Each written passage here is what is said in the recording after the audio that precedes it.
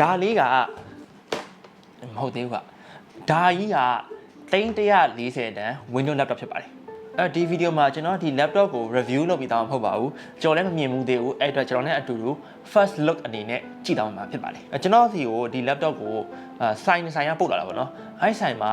ဒီ laptop က340လောက်တန်တယ်ဆိုပေမဲ့သူတို့က300လောက်နဲ့ရောင်းပါဆိုတော့အဲ့လိုမျိုးဈေးတက်တာနဲ့ရောင်းပေးတဲ့ဆိုင်ပဲဆိုင်လဲဆိုတာသိချင်လို့ရှိရင်ဒီဗီဒီယိုရဲ့အဆုံးမှာကျွန်တော်ပြပြမယ်လောဆယ်ကတော့ကျွန်တော်တို့တစ်ချက် unboxing လေးလုပ်ပြီးတော့အထက်ကိုကြည့်ကြအောင် Okay ဒါကတော့သူ့ရဲ့ဘူးကဒီလိုလာတယ်ပေါ့နော်ဒီမှာကတော့ charging brick ဖြစ်မယ် charging brick ကြီးအကြီးပဲ Okay ဒါတော့ laptop ပေါ့နော်အဲ့တော့ဒီ laptop ကဘာလဲဆိုတော့ Asus ရဲ့ ROG Zephyrus Duo 16 2 screen 0 boundary တဲ့ screen နှစ်ခုပါတဲ့ laptop ပေါ့နော်အားကြောင့်လည်းဈေးကြီးတာပေါ့ Okay သူကအဓိကတော့ကျွန်တော် gamer တွေအတွက်ဖြစ်မယ်ကျွန်တော်က game ဆော့နေကြမဟုတ်တော့ကျွန်တော်ဒါတွေသိမသိဘူးပေါ့နော် Okay စဖွင့်ကြည့်ကြအောင် Wow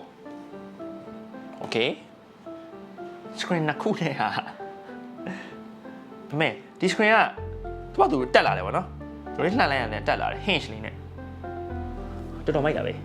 သူ့ရဲ့ specification ကျွန်တော်ချက်ဖတ်ကြည့်မယ်ပေါ့နော် Ryzen R9 6900HX ပြီးလို့ရှိရင် RAM 32GB ဟာလေ 2TB M.2 SSD ပေါ့နော်နောက်ပြီးတော့ RTX 3080 Ti အဲ့ဒါကိုထည့်ပေးထားတယ်ပေါ့နော်ဆိုတော့ performance ကတော့ဗျာgamer တွေကိုဒီ video editor တွေအတွက်ပါအဆင်ပြေမယ်လို့ထင်တယ်နောက်ပြီးတော့ဒီလိုမျိုး panel ကြီးပါဆိုတော့ကျွန်တော်ထင် graphic designer တွေပါရင်လည်းတွက်တယ်ပုံတွေပါဆွဲတာလို့လုပ်လို့ရမယ်နဲ့ထင်တယ်ချက် power on ကြည့်အောင် wow chwing နဲ့ To set up your device using a screen reader, turn on narrator by pressing Windows plus Control. One eternity later. Okay, Windows laptop ဆိုတော့နည်းနည်းလေး setup ပေးရကြာတယ်ရှုပ်နေအခုကျွန်တော်အခု setup လုပ်လို့ပြီးသွားပြီ Okay ပထမဆုံးကျွန်တော်သတိထားမိအောင်ဒီ screen ပေါ့နော် screen ကကြည့်တော့အရင်ကောင်းတယ်နောက်ပြီးတော့ဟို color man နဲ့color man နဲ့ screen ထဲမှာပါတယ်ပေါ့နော် DCI-P3 100% ရတယ်နောက်ပြီးတော့10 bit screen 165 Hz ပေါ့နော်အဲ့တော့ screen ကကြည့်ရလုံးဝချောမွတ်ပြီးတော့မြန်နေတယ်ပေါ့နော်ဒါကတော့ main display ပေါ့နော်ပြီးလို့ရှိရင်ဒီအောက်မှာ secondary display ရှိတယ်ပေါ့နော်အဲ့ secondary display တဲ့ကိုဒီ window တွေကိုပြစ်ထည့်လိုက်ဆိုတော့သူကသူ re-adjust လေးလုပ်ပေးသွားတယ်ပြီးလို့ရှိရင်ဒီ secondary display ကတို့လို့ရတယ်ပေါ့နော်ဟို touch screen ရတယ်နောက်ပြီးတော့ဒီမှာကိုလိုချင်တဲ့software တွေရဲ့ဒီလိုအပ်မဲ့ဟာတွေပေါ့နော်ဥပမာ editing video editing ဆိုလို့ရှိရင်လည်းအောက်မှာလိုအပ်မဲ့ shortcut တွေတို့ဘာလို့အဲ့လို color grade လုပ်မဲ့ tools တွေဘာလို့အကုန်လုံးဒီထဲမှာပြစ်ထည့်လို့ရမယ်ပေါ့နော် keyboard ကလည်းရိုက်လို့ကောင်းတယ် keyboard ရိုက်လို့ကောင်းတယ် keyboard ရဲ့ဟို touch တွေကပြောမလဲ easy လေးဒါပေမဲ့ဟိုအရန်အတန်မမြည်ဘူးပေါ့နော် silent နေသွားတယ်ပေါ့နော်နောက်ပြီးတော့ဒီ trackpad ပေါ့နော်ဒီ trackpad ကအစတော့ကြည့်တော့သေးတယ်လို့ထင်ရတယ်ဒါပေမဲ့သုံးရတာအဆင်ပြေတယ်ပြီးလို့ရှိရင်ဟို Mac ရဲ့ trackpad တွေသုံးမှုလို့ရှိရင်အဲ့ Mac ရဲ့ trackpad တွေတော်တော်လေးဆင်တယ်ပေါ့နော်ဟိုကျွန်တော်အရင်တော့သုံးမှုတဲ့ Windows trackpad တွေကမကောင်းတော်တော်လေးဆိုးတာဒီကောင်နဲ့တော်တော်လေးမိုက်တယ်နောက်ပြီးတော့ဒီ trackpad ကို numpad အနေနဲ့လည်းပြောင်းလို့ရတယ်ဒီ laptop ရဲ့ series က ROG Zephyrus Duo 16ပေါ့နော်အဲ့ဒီမှာသူက graphic card ဆိုလို့ရှိရင် GTX